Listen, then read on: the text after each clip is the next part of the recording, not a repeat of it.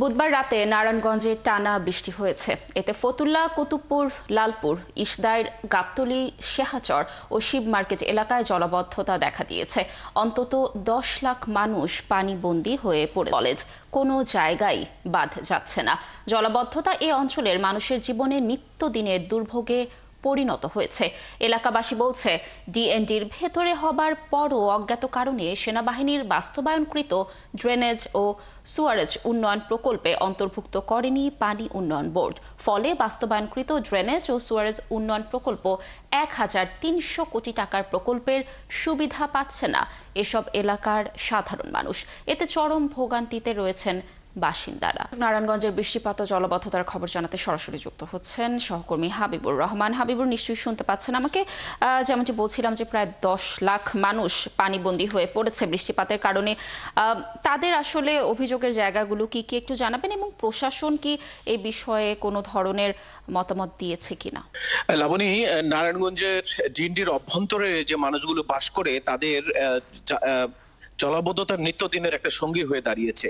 দীর্ঘদিন ধরে এখানে 1300 কোটি টাকার একটা প্রকল্প গ্রহণ করেছিল বাংলাদেশ সরকার এবং সেনাবাহিনীর যৌথ উদ্যোগে, কিন্তু বিশেষ কিছু এলাকা যেমন ফতুল্লার একটা অংশ এবং কুতুবপুরের একটা অংশকে বাদ দেওয়া হয়েছিল এই প্রকল্প থেকে, যার কারণে এই প্রকল্প বাস্তবায়িত হলেও বড় একটা অংশ প্রায় 10 লক্ষের মতো মানুষ সে প্রকল্পের সুবিধার আওতার বাইরে রয়ে গেছে।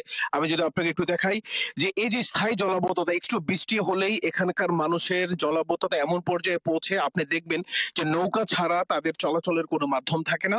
তারা শুধুমাত্র এই জলাবদ্ধতার কারণে তারা তাদের কর্মঘণ্টা নষ্ট হচ্ছে, মানুষের চলাচলের ক্ষতিগ্রস্ত হচ্ছে। আপনাকে যদি একটু বিস্তারিত বলতে হয় তাহলে দেখবেন যে আমাদের এখানে কিছু কিছু মসজিদ আছে, লালপুর, ফতুল্লা, কুতুবপুর, দাপাইদ্রাকপুর, ফতুল রেল স্টেশন এলাকা, এই এলাকাগুলোর মসজিদের বাসাবাড়িতে পানি ঢুকে যায় এবং জনজীবন একেবারে বিপর্যস্ত একটা অবস্থা। তো কিছুদিন আগে এই অবস্থার পরিপ্রেক্ষিতে পানি উন্নয়ন বোর্ড 1 কোটি টাকার একটা প্রকল্প গ্রহণ করেছিল, কিন্তু সেটা ছিল কোন রকমের কিছু খাল খনন ব্যতীত তেমন কোনো উল্লেখযোগ্য কার্যক্রম তারা করতে পারেনি। এতে করে মানুষের কার্যত তেমন কোনো উপকার হয়নি, বরং যে বিষয়টা হয়ে দাঁড়িয়েছে যে স্থায়ী জলাবদ্ধতার কারণে মানুষের যান চলাচল, বাসাবাড়ির একটা অর্থনৈতিক অবস্থা, এবং এখানে অনেক ইন্ডাস্ট্রি আছে যেগুলোর মধ্যে ছোট ছোট ইন্ডাস্ট্রি যেগুলোর মধ্যে পানি ঢুকে গেছে, উৎপাদন ব্যাহত হচ্ছে, মানুষ কর্মহীন হয়ে পড়ছে। এই যে সামগ্রিক একটা অবস্থার মধ্যে নারায়ণগঞ্জবাসী বসবাস করছে।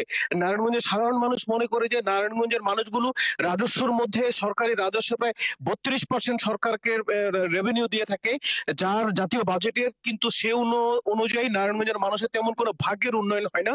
তো কবে নাগাদ এই উন্নয়ন হবে এটা নিয়ে আসলে জনগণ প্রশ্ন করছে।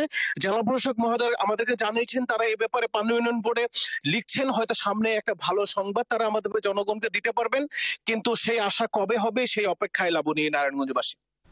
হাবিবুর, ধন্যবাদ আমাদের সাথে যুক্ত থাকার জন্য। নিশ্চয়ই এই বিষয়ে একটি ভালো সংবাদই আমরা শুনতে পারবো যে প্রশাসন হয়তো এই বিষয়ে যথাযথ উদ্যোগ নেবে। দর্শক, যুক্ত ছিলেন আমাদের সহকর্মী হাবিবুর রহমান।